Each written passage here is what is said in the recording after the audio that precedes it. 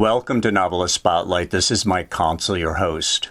Two quick things before introducing you to my guest. First, I encourage you to subscribe to this podcast by clicking on the follow button and also clicking on the bell icon so you are alerted to each new edition of the program. Second, in addition to being the producer of this podcast and interviewing novelists, I am a novelist myself. I've written 4 books, 3 novels, and 1 short story collection. In the episode notes, you will find a short link to my Amazon page and all 4 of those titles. Now, on with our program. In the spotlight is Nathaniel Popkin, author of the new novel Partly Strong, Partly Broken. Set in suburban New Jersey during the fall of 2023 and told through the eyes of a passionate, inclusivity-minded rabbi, the novel unfolds in the shadow of Hamas's gruesome attack on Israel on October 7, 2023, and Israel's subsequent devastation of Gaza.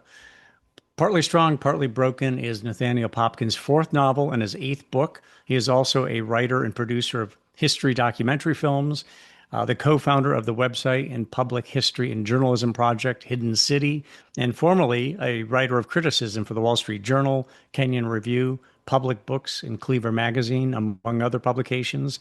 His work has also appeared in the New York Times. Nathaniel Popkin, welcome to the program. Hey, Mike, it's great to be here with you. Let me ask you, you start off on a novel. Did October 7, 2023 happen in the middle of the writing process and it redirected you, or was it after that that you decided to write this book?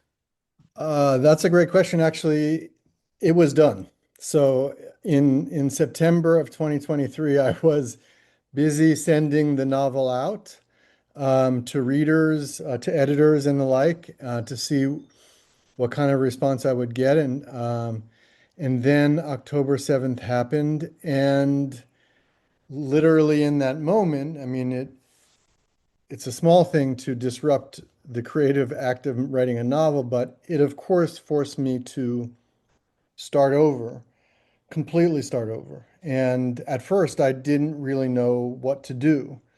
Well, let me So, ask you before you yeah. go on, the original iteration of the book was how different from your new from the one you actually completed, or I guess you completed the original iteration, but you revised it. How similar are the two iterations? Well, it's really interesting because, now I would advise anyone to do this, which is write something, finish it, be happy with it, and then tear it up. Um, because a lot of refining and a lot of deepening happens in that process. So, um, the original novel was called The Kingdom Shall Be Partly Strong and Partly Broken, which is a direct quote from the book of Daniel in the Old Testament. Um, Shortened eventually, but the bigger difference is the tone. And as the novel involves a community, a congregation called Temple Beth Israel, and a multi-faith and secular community that exists around it that Rabbi Dina is very much involved in. And in the first version, it was sort of a big cast of characters and a little decentralized in the storytelling. And as I eventually figured out how I wanted to rewrite the novel, Rabbi Dina took over more space and really became the person that she is in the novel. And she occupied a space of more melancholy, more tragedy, um, and more love. I learned in the rewriting that she was a really giving person. She was always giving gifts to everyone in the previous version, and then as I start to rewrite, and I'm seeing her give these gifts out, and I'm realizing, oh, she's a really giving person. And what happened is that the most important things stuck. The stuff that couldn't work anymore. For example, the first version was more satirical. The tone was lighter. And that was no longer possible once such profound tragedy and war, destruction, violence, death, intentional targeting of people, all this happening It was no longer possible to have a satirical tone. I agree with you completely that the whole idea of finish your book and tear it up. I've never done that, but I have lost files. I mean, lost a chapter or a Mhm. section, and I felt really disappointed. But what I realized is when I wrote it again, a second iteration of it, it came out better. It was what was the phrase you used? You said a deeper. It what did I say? I certainly said that the characters and the situations that they find themselves in and what it is they're really trying to be and do and how they exist in the world becomes more real and their realities much more deeper. Their personalities have time. The transition from the first version to the second version for me was difficult because after the war started, I really didn't know what to do. The idea of the novel was to say, hey, these fractures and these fissures and these divisions have been developing within Jewish communities and in American life, our communities have become very fractured by politics. And these things have been going on for a long time in American Jewish communities that um, the fact of Israel, its government, its government's policies, and the way it handles itself in regard to Palestine, the Palestinians, the West Bank, and Gaza has absolutely fractured American Jewish communities. And that has been happening for a really long time. So I was merely using fiction to make this real to people, something that a lot of people had would not talk about, namely most rabbis in America. And so I wrote it with the idea of sort of transforming that reality into fiction so that it could be seen and consumed and discussed and thought about. And but then October 7th happened, and that even, obviously that reality of the fissuring and the fracturing and the the polarization just continued in multiple times the amount of force right away. And a lot of people became very, very protective of their beliefs. And they couldn't imagine listening to someone else's ideas or thoughts on the situation. And so there was intense polarization, and people sort of became not themselves in that period. People became cartoon versions of themselves to some degree where they really became so aligned and so connected their to a particular belief that did not necessarily accord with reality, and it became harder and harder to have conversations. So I couldn't portray that you can't turn cartoons into literature. And that I really struggled with. So that was what led me ultimately when I did figure out, I talked to a lot of writer friends and mentors and people that could, my wife, who really, understood what I was trying to do, really, thought through how I should rewrite it. And that's where the idea of ending the novel as the news starts to come in about about the Hamas attack on Israel. That's where it ends. And that might be dissatisfying to some people, but that um, creates a lot of dramatic tension and a dramatic irony for the reader who knows exactly what's going to happen, but the characters don't. And that for me helped me create a novel that could be a page turner that a reader could really invest in because the emotional reality of it is so powerful and so um, real and so hard to manage in our own lives that the novel becomes a bit of catharsis. So transport yourself back in time to October 7, 2023. The world is shocked not only by the attack, but the the viciousness of it, the killing that went on, the decapitation of babies and so on. Mhm. Um, what, how, talk about that day. You were watching the news, you heard all the reporting come in. At that point, how long did it take you to really get a grip on what had happened? And how long did it take you to decide, I need to rewrite this book to be more reflective of this event in history?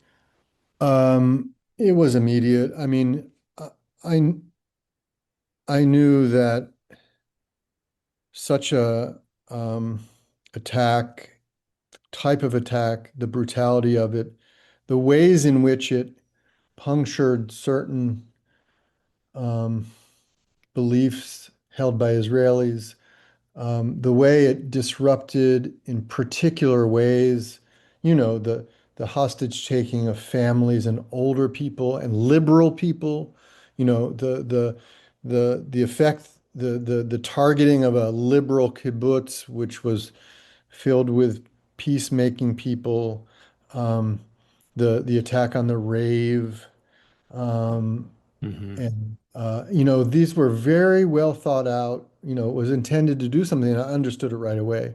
I don't pretend to understand Israeli society. This is a book about America and American communities.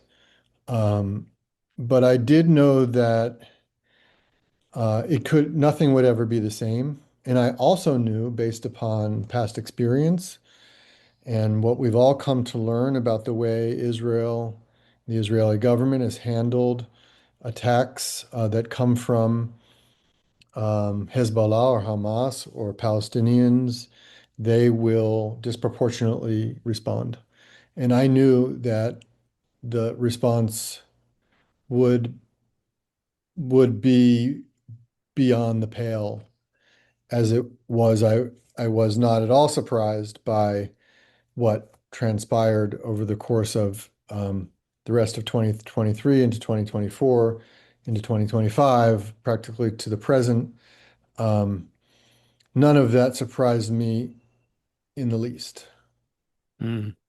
Now, John Irving, the novelist John Irving, says, I write my last sentence and I start with my last sentence. And then that's my Mhm. target. And I write to that. In a sense, you did that because you knew what your last scene was going to be, or your last chapter, perhaps. So I take it that because you knew your target and where you were leading the reader to, that you changed or everything that you wrote prior to that, prior to the reader reaching that point, was preparation for that. True? Totally. Well, it organized everything. And it's absolutely true. I knew where the thing was going to land in the end. I write oppositely, though, that the most important thing to me is the first sentence and the first paragraph. So that's where everything begins. That's where the tone, the prose style, the pacing, that's where you take the reader's hand and say, "Come with me, trust me for a minute." And I put a lot of work into getting that right. Mm. Um, but it absolutely, the decision that I made was to set the novel. Basically, it starts on the day after Labor Day, 2023. Rabbi Adina, it starts with her in the airport van in Israel. She's been there for 3 weeks. She has colleagues and friends there. She studied there. And when she was studying there as a much younger woman, she had a very real and significant love story um, with a Palestinian Israeli woman, Sana. And she actually stayed with Sana, who had since married, had a baby, divorced, and was living on her own as a single mother in Haifa. And the rabbi stayed with them for a short amount of time with Sana's daughter, had gone to the anti-government protests, which had been going on all that summer.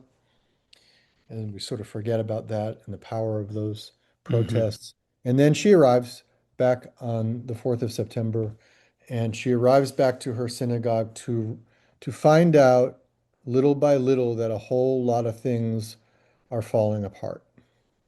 And she's a somewhat willful person. She's empathetic and kind and generous with herself and true to her passions, but she's also willful. And I think in fiction we know where our ego takes us. And so she's that, she's living with that reality as the days go by. And basically, in the course of that month, it's the high holidays, she has to conduct Rosh Hashanah, Yom Kippur, um, sh- and and and these things are the most significant moments in the the year of a rabbi. And so she's got these significant things, but even almost equally as important, she comes when she arrives back bearing gifts for hamsas for some young people, spices that she bought in various markets for some of her colleagues, especially her colleague Imam Abdul, who's a co-leader of the multi-faith coalition that she leads um, in the community, in the wider community. And she realizes that a hurricane has come through and blown a hole in the roof of her study. She learns that um, Fami, who is a young woman who had been a Syrian refugee when she was a teenager, and that the synagogue helped resettle her some years before.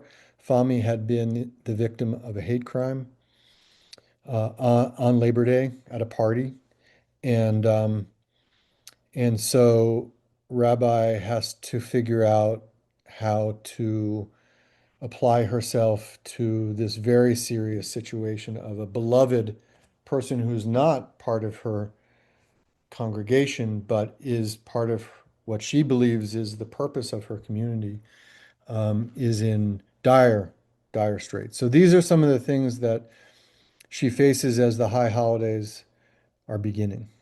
Hmm. Now, you mentioned that the title of the book, your first take on the book, your first iteration was partly strong, partly broken, correct? The first iteration was the kingdom shall be partly strong and partly broken. And that was just Ah, a direct quote from a translation from the Hebrew or the Aramaic of the book of Daniel. And what happens when all things get refined, all characters, there are some, there are some characters in the novel who could have led to sort of trope or being types. And perhaps in the first version, they sort of stood as types and they became very real as I rewrote this. And that is one of the great things about a revision such as this, is that perhaps you've been a little lazy as a writer in characterizing some of the people who make up the story, and you have a chance, or the characters themselves tell you, "Hey, I want to be a real human being, and I'm not going to just be a type for you." And that's what happened here. So all things got refined, including the title, which got shortened, I think, uh, in a good way.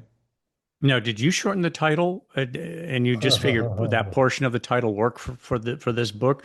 Did the publishing company say we want we want to shorten it and just use partly strong, partly broken? How'd that play out?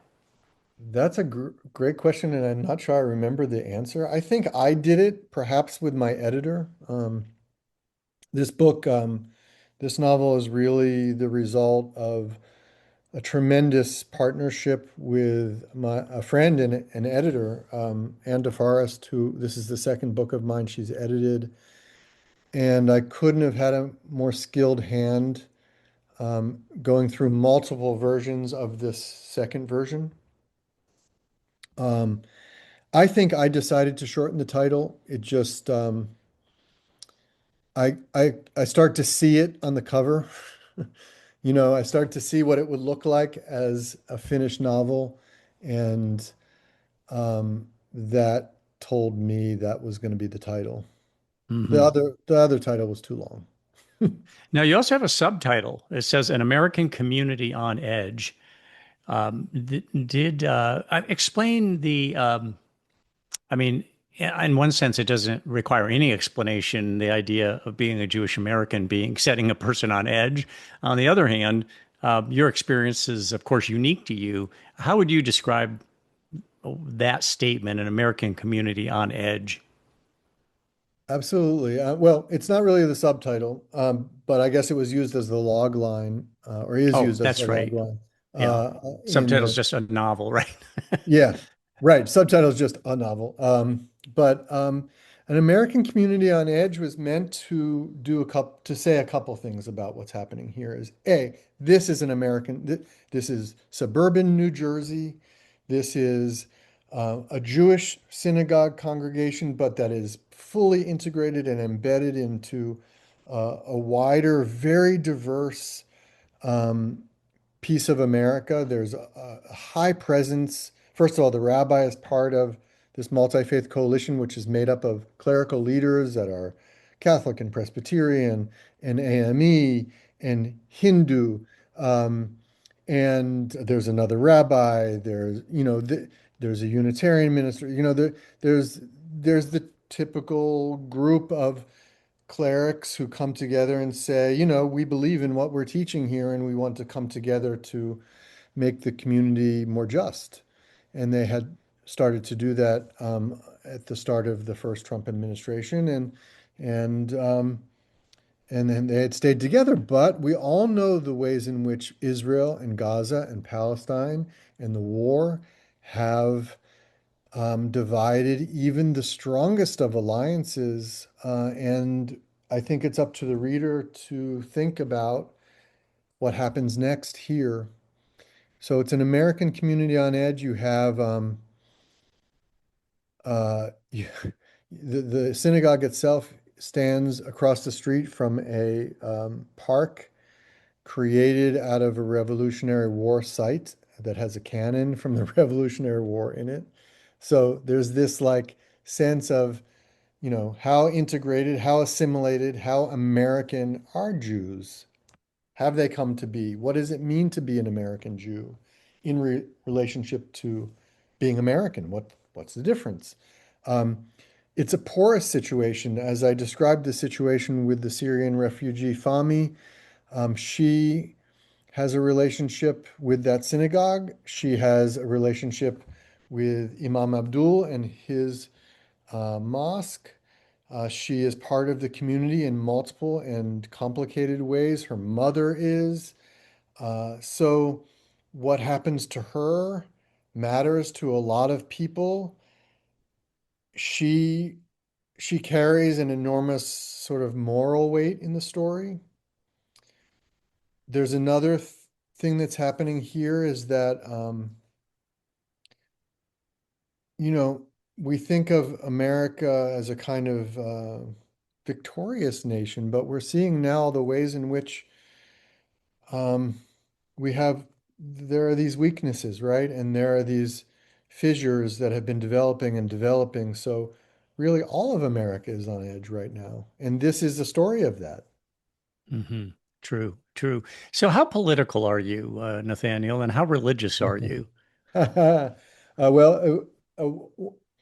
a friend and novelist, well known and well regarded novelist, when he read the final version of this, he said, "Who could have imagined that the least spiritual person I know could write such a spiritual novel?" And that is to say, I don't really. I was raised Jewish in a Jewish family. Um, I was bar mitzvahed a million years ago, but I've never quite identified that way, and I've never practiced, in a way in which um, being religious matters at all. I'm not a religious person. I have spiritual beliefs that are more linked to, the kinds of things many of us think about, like earth and nature and time and things like that. So I'm Great White not, Spirit, kind of Native yeah. American almost. Yeah, I mean, it's just, I'm much more attached to things having to do with the life of the earth than than s- than than attachment or identity. I've always resisted the identity aspect of it, I guess foremost.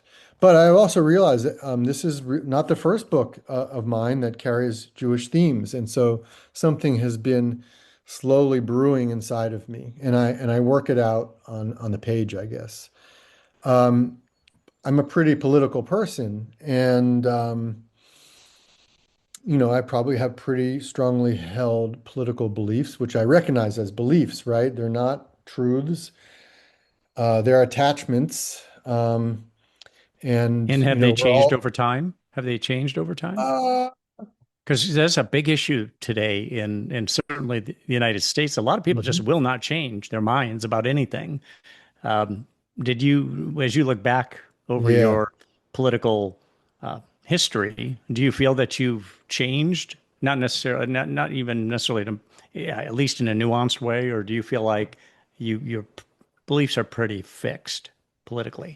I really do believe that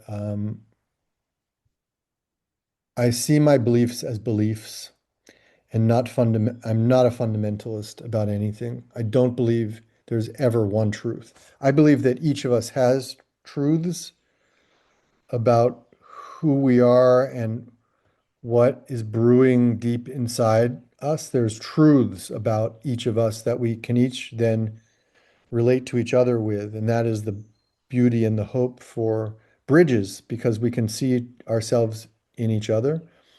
But I've never been a fundamentalist and about anything. Uh, I think, with age, and this is a typical experience, I imagine. I've certainly seen myself become both much less strident and therefore more open and more pragmatic, absolutely more pragmatic Hmm. um, about politics and about society and about what you need to do to manage and run an earth of 8 billion people, a country of 350 million, in a, an econ, like you really learn that things have to be managed. And, that has been an evolution for me. But I certainly also retain, um, some strong feelings about how and why and who got our country, our beloved democracy, into the state that it's in today, where on the 250th anniversary of the Declaration of Independence, we might be using some of the words in that document to apply to our current situation. And I study history pretty carefully. Um, so I would say it's long answer. I'm way more, I'm less ideological and but I'm also feeling a deep sense of sadness for the things that we have lost in the last 10 years. And I'm particularly sad for the ways that the ideals that structure the best ideals that we've been working towards and that so many people have struggled so hard for and died for, many of them in this country, those ideals have been shunted aside, shoved aside in the last 10 years, and that is the most upsetting thing to have to admit. Mm-hmm. Um, yeah. Let me ask you about the late great Philip Roth. He Mhm. said, he used to bridle at the idea that he was a Jewish writer. He said, "I'm an American writer who happens to be a Jew." Can you relate to that?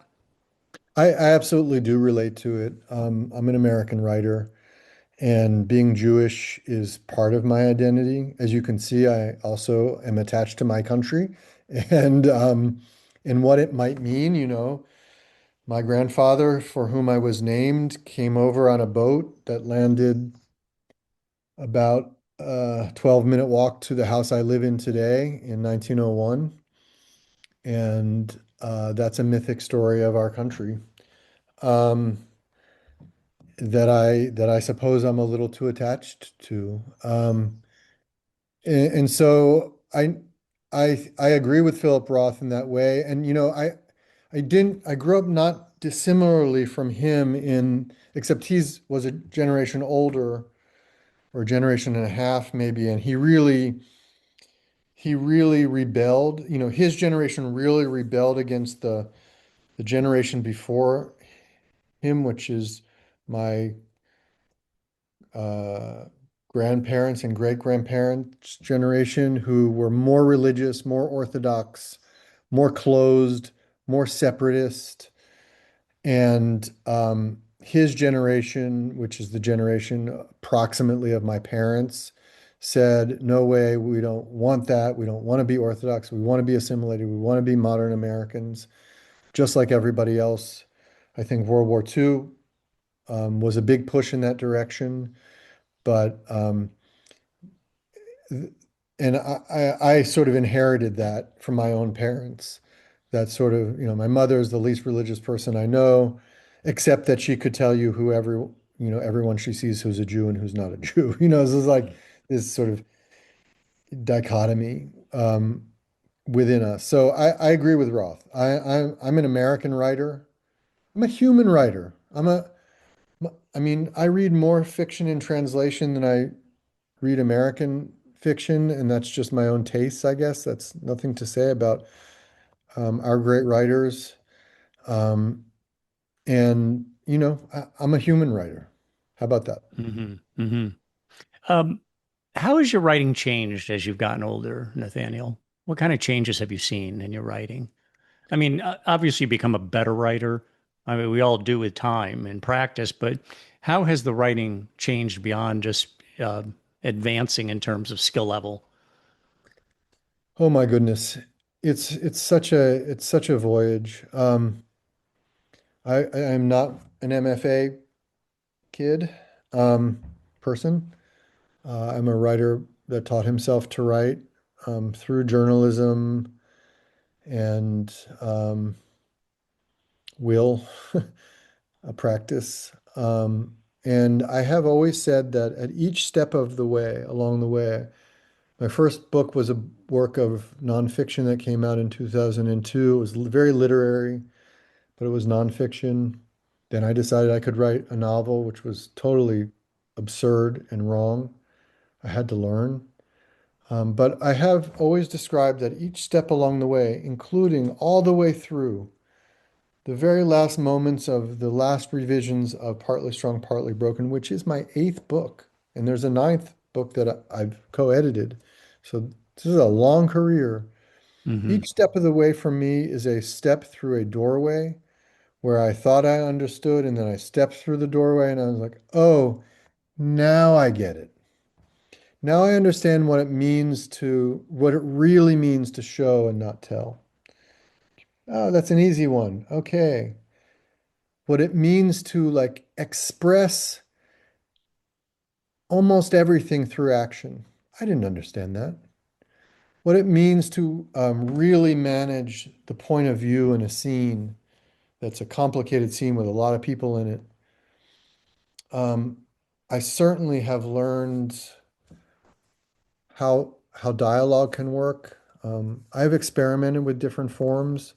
My first novel was half of it told in alternating first person. Third novel was all alternating first person among about 11 characters.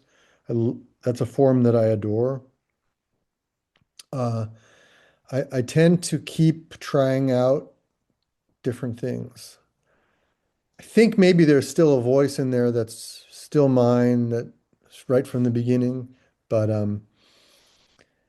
man, I'm still learning. And Mike, it's the curse and the beauty of this work, which is you never master it, you never master it. And isn't that amazing? Because like that means till the day you die, you can always be trying to perfect what you're doing. Yeah, and you never get too old to be good at it or even better at it. I mean, short of losing your mind. Yep. So there's that. I mean, Philip Roth, bringing him up again was a great example. He wrote some of his best stuff in his 80s. He just hit a really creative streak there where he did amazing things. Let me ask you about, there's so many aspects to writing, as you know, Nathaniel. There's scene setting, there's character development, there's dialogue, there's I'm not going to Pacing. think of, Yeah. there you go, pacing critical. Yep. What is your, if you were to identify one aspect of your writing that you think is kind of your superpower or your strongest, the strongest element to your game, what would that be? I used to be a really descriptive writer, and um, I laid into my ability to bring a scene alive or a place or a circumstance alive for the reader. And when I learned that you couldn't live in description, I was able to carry forth the sense of things into, sort of as I revised my approach, as I simplified perhaps my sentence structure, as I learned to describe things through action in a more dynamic way instead of as a more set aside way. Um, I still retain that capacity to um, make you feel what's at stake in any moment. Um, and it's taken a lot of work. I've tried all kinds of different approaches to um, integrating history, for example. Uh, there's a way in which there's a way in which I see the world I see the world in layers. You can look outside and you can see a landscape, whether it's an urban landscape or a not urban landscape, and you can see the layers of intervention, the human hand in it, multiple times, multiple generations, multiple epochs, all of that.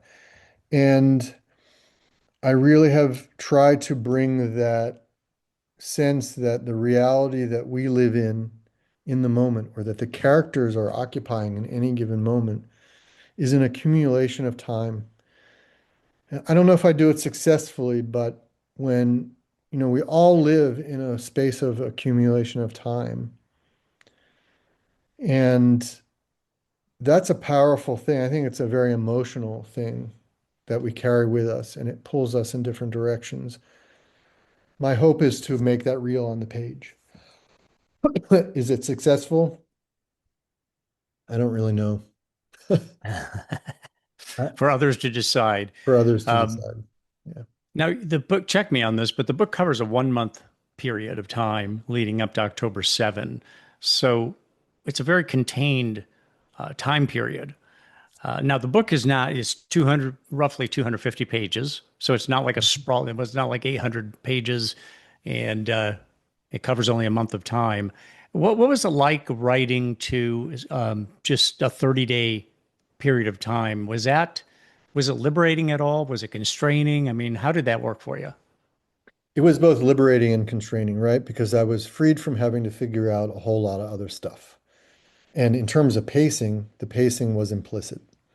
So um, that took that made my life easier, and it made my life more difficult because I had to um, align the story to the Jewish liturgical calendar in the most important time of the year. And that means the Torah readings of each week, the minutia of each holiday through from Yom Kippur, from Rosh Hashanah to Yom Kippur to Sukkot, um, and getting all of that right.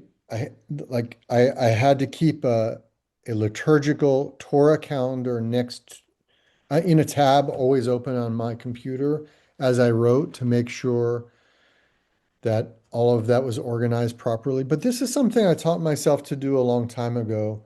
My first novel, Lion and Leopard, takes place in the 18 teens, about from 1810 to 1820. And many of the characters are real, real historical characters. And I had to sort of put their lives onto like a clothesline, a timeline like that. So I learned how to use an external timeline and then fit a story into it while also making that feel authentic and real. And that was the challenge here. It was both a blessing and a curse. And but it really did help me um, pace it and also pace the emotional arcs of each of the characters. Hmm. You were quite complimentary of your editor. Talk about working with your editor. A lot of people are very touchy about a lot of writers are very touchy about their prose. They feel like they're sacrosanct. I don't want to change anything. And this is I mean, because of the nature of what you wrote, I can see you feeling particularly proprietary about each and every word and maybe even each and every punctuation. Talk about what the process was like and what maybe she opened your eyes about or what she kind of provoked change regarding within the copy or the storyline. Yeah, I mean, I'm blessed by working with someone who understands me, who cares a lot about the work that I do. And there's a mutual trust. So, I mean, I could count on her to read in a way that I knew would not be threatening to what I thought was, an amazing story, right? 'Cause the thing about being a writer, and this is why people become so attached to their prose, is that you have to take yourself so seriously in order to even write a sentence or a paragraph or God knows a story or a novel. You really have to invest yourself in it. And that means taking yourself seriously in a world that really doesn't care all that much about books. So that's a challenge. And the thing about Anne, my editor, is that she's got a better eye for things than I do. And I mean, we all do when we're reading someone else's work. I've edited other people's novels, and it has helped them immeasurably because you're bringing this external thing. So you're able to see where a character is a type and not a real breathing human being. You're able to see how certain things have to be planted in the story in order to come to fruition later on. Um, we worked so well together that by the end of the revision, we realized that a couple chapters were needed. I write from the first paragraph, but lo and behold, we needed a new first chapter to go before the original first chapter. And the level of trust and understanding among myself, my editor, and the publisher, Doug Gordon, was so high that I could write that first chapter rather quickly, and it needed very little editing. We needed another chapter between the novel contains a coming of age story of two high school seniors um, who are the rabbi's favorite students, and each of those two people, they have a very fraught and complex relationship between the two of them, Celia and Theo. We needed another scene with the two of them, a little bit more than halfway through the novel. And with that prompt from my editor, I was able to conceive of that scene, place it somewhere that made sense physically within the world of the novel, and have its emotional trajectory be so powerful that actually the other day when I did an event, um, I was asked to read that chapter. And I just wrote it, and it needed no editing because so much had been understood between us. And I think I'm really lucky that I have I have this person. I have a community of writers around me in a writing group. I have my wife and my daughter and my son and others who read my work and friends. And all of that is absolutely necessary to be a writer. You gotta let go. You gotta let Yes. go. That's the hardest thing to do for some It is. writers. Yep. I heard you say in an interview, we're all part of a bigger consciousness, which falls in the line with your universalist, great white spirit sort of ethos. Did you ever feel that you had tapped into that consciousness during the writing process? Some people talk about a muse, or they talk about, I felt like I was just typing and reading things on the page. Now, that's a rare thing, but this was a very heartfelt project for you. And I'm just wondering whether you ever felt like you had tapped into something higher during the process of writing. Oh God. Absolutely. And in multiple ways. So, you know, there's a consciousness that actually the purpose of this novel is to concretize that consciousness. That is um, a a conflicted consciousness that exists among Jewish Americans and more generally Americans around Israel and Palestine. And that wasn't being, since October 7th, it's been exposed. And there have been even long form journalism stories about synagogues that are rupturing with tensions boiling over, that kind of thing. But I tapped, to write this novel, I was just tapping into something that was way beyond me, that I was just able to access somehow. Not because I attend synagogue or anything like that, but I was able to access it.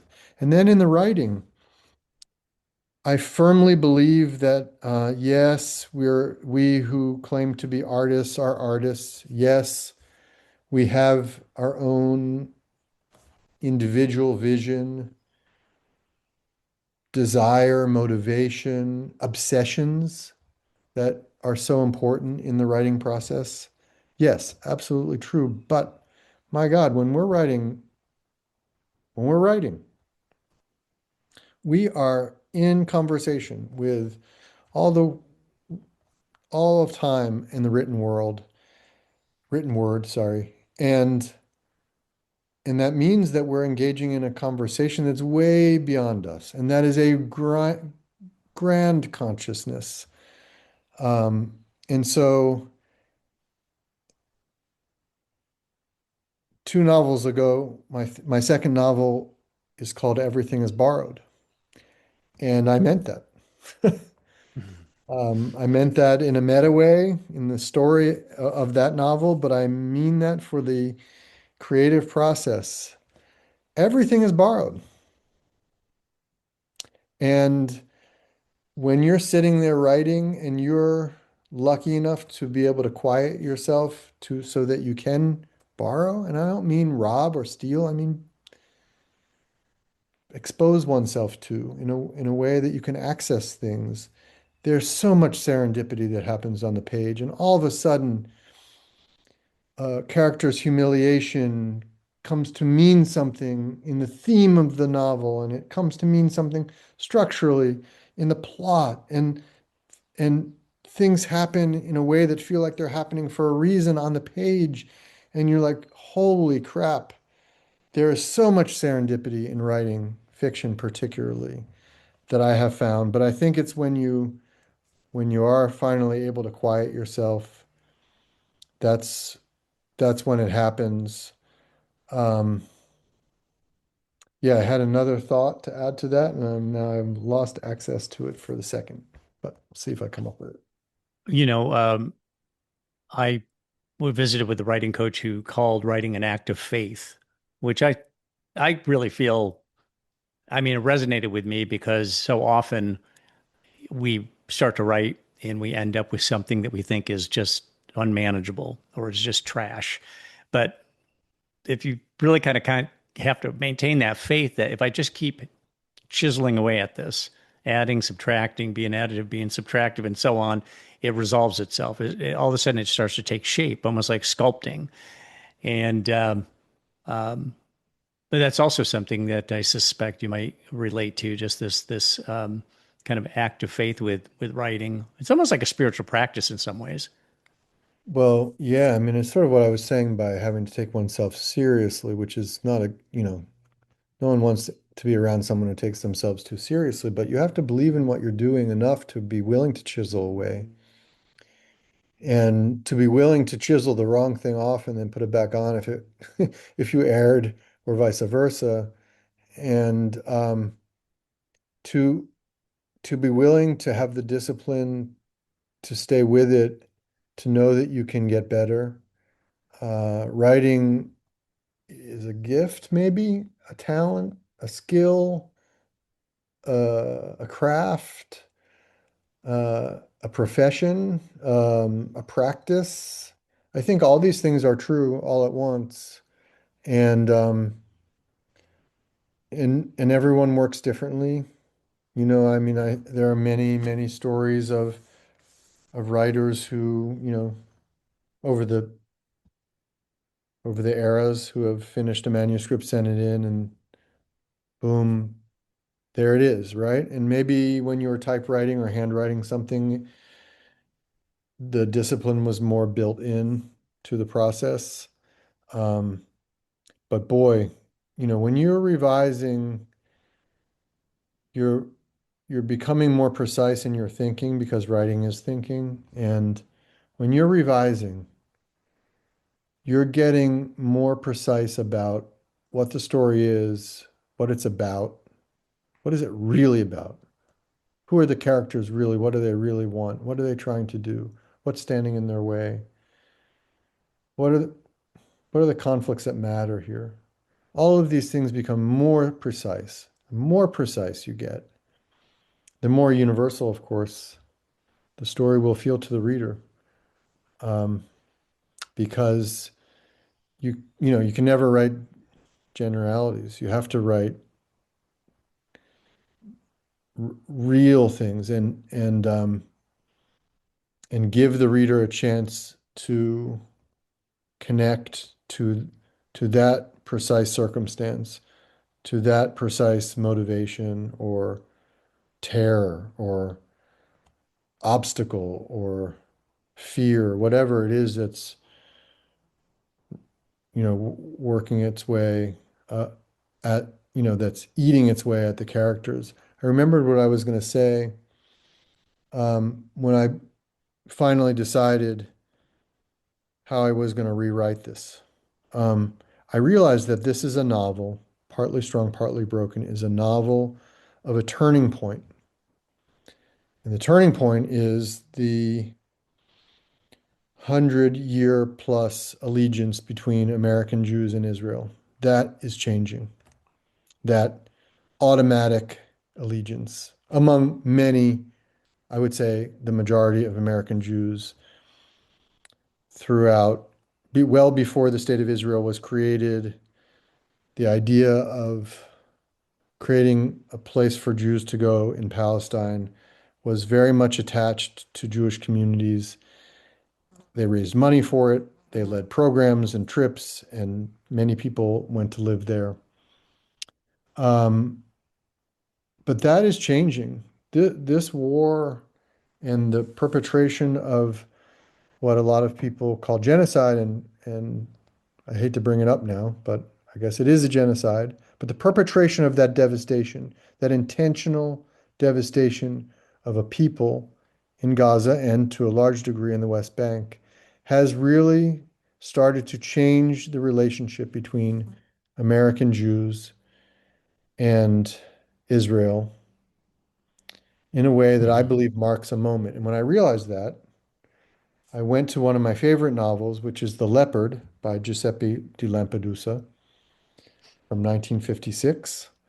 And a novel of the end of beginning of the end of the Sicilian aristocracy in the middle of the 19th century as Italy formed itself into a country and created the beginnings of a republic and then a democracy.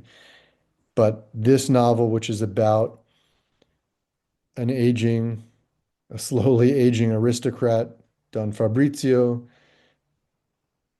helped me understand what Partly Strong, Partly Broken was about. It helped me understand Rabbi Adina as a tragic figure living through and also navigating a really difficult moment where she's still holding on to old realities and old beliefs and old loves and desires in regard to Israel, but the world is changing.